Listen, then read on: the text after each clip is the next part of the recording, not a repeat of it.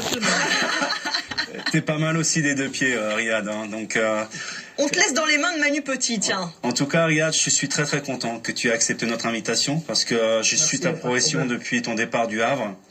Moi, je suis normand, j'ai failli signer au Havre également. Et je trouve que tu franchis des paliers à vitesse grand V, année après année. Et je trouve, déjà, je suis un très grand admirateur du joueur, mais je suis encore plus admirateur de la personne que tu es. Je trouve que dans ta communication, dans ta prestance hors terrain, mais également sur le terrain, je trouve que tu es un exemple pour beaucoup. C'est gentil. Mais là, c'était terminé hein, pour les fleurs. Non, en fait, Riyad, on a des points communs tous les deux. Ah bon? Oui, t'as gagné plus de Premier League que moi en Angleterre, mais on est gauchers tous les deux. Mais dans ma vie privée, j'ai eu un drame qui m'a touché très jeune et qui m'a accompagné durant toute ma vie, qui m'accompagne encore aujourd'hui. Et je sais que certainement tu voudras pas en parler, mais je reste persuadé qu'à chaque fois que tu rentres sur un terrain, je pense que tu joues aussi pour certaines personnes. Et ça, ouais, c'est clair, c'est clair.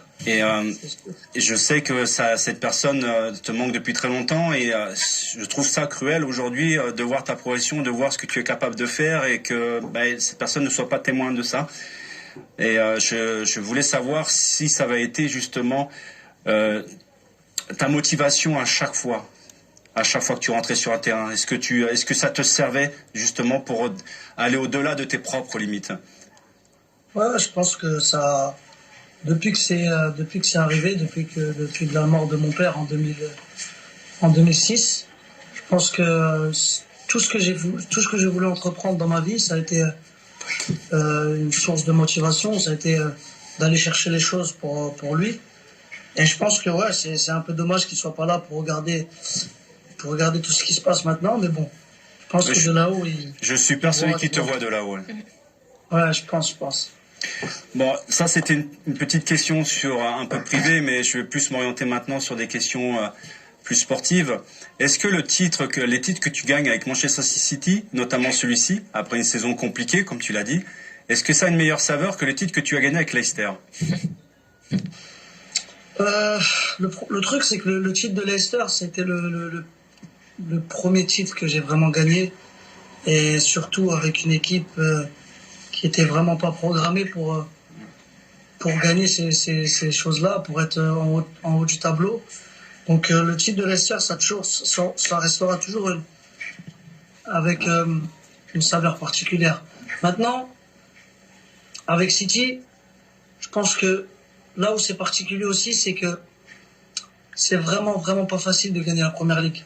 Avec la concurrence qu'il y a maintenant, depuis 4-5 ans, Liverpool, City, Chelsea, United, c'est vraiment du très très lourd et chaque année ils veulent gagner, chaque année ils sont là, ils nous poussent. L'année dernière, Liverpool, ils nous ont repris notre titre et on était vraiment pas contents, on était vraiment tristes et ça nous a vraiment poussé à cette année à le reprendre. Donc je pense que le fait de jouer son numéro 9 cette année, est-ce que ça a été un problème, un handicap pour toi? C'est vrai qu'il fallait s'habituer un peu, parce que moi c'est vrai que j'ai l'habitude d'essayer de dribbler, de frapper ou de centrer.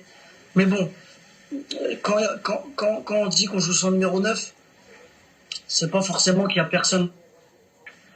Le but c'est vraiment d'attirer l'adversaire et après de vraiment finir à 4-5 joueurs dans la surface. C'est vrai qu'il n'y a pas de véritable attaquant de numéro 9, mais je pense qu'on est habitué à jouer comme ça et voilà, quand j'arrive dans la surface, aux abords de la surface et que je regarde dans la surface, il y a toujours 2-3 joueurs au moins qui font les appels et c'est ce qu'on travaille à l'entraînement.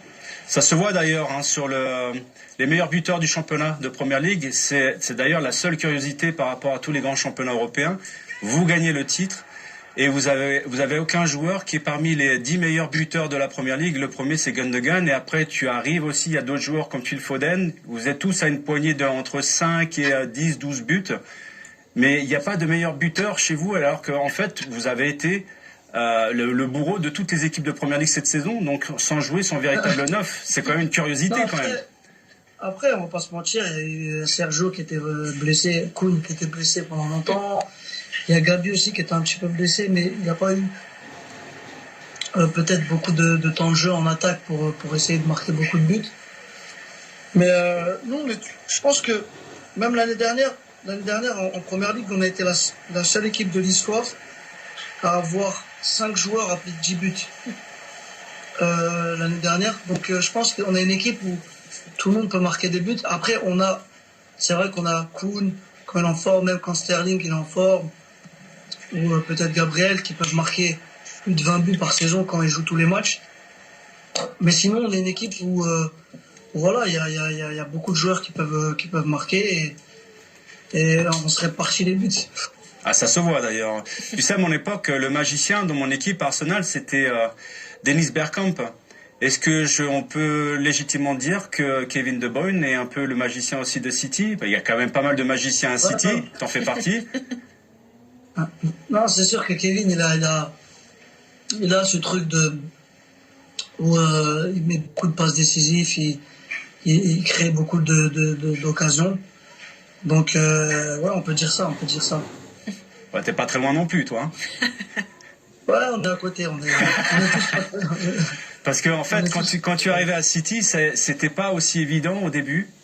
Et progressivement, tu as réussi à gagner la confiance de Pep Guardiola et à t'installer en tant que titulaire. Qu'est-ce qui a fait la différence selon toi? À l'image de Phil Foden sur le côté gauche également, qui a mis Sterling sur le banc. Toi également, tu t'es installé durablement en tant que titulaire. Non, je pense que la première année à City, elle n'était pas facile parce que voilà, faut vraiment s'adapter au jeu, au coach, à tout. On a une équipe qui met beaucoup d'intensité dans les pressings, dans notre jeu. Et moi, j'arrivais de Leicester, forcément. J'arrivais d'une équipe où on jouait beaucoup en contre. On était une équipe de contre. Ici, là, tu es une équipe où tu as la balle, ou à la perte de balle, tu dois vite presser, tu dois vite récupérer la balle pour rester très haut, pour continuer à attaquer. Donc ouais, il fallait s'adapter à ça. Après, on va pas se mentir, il y a beaucoup de concurrence. Le coach, il aime bien faire tourner. C'est vrai que c'est pas idéal pour les joueurs, mais comme on est une équipe qui a beaucoup de top joueurs, c'est légitime pour le coach. Il fait ses choix et il doit faire jouer tout le monde. Donc on s'adapte.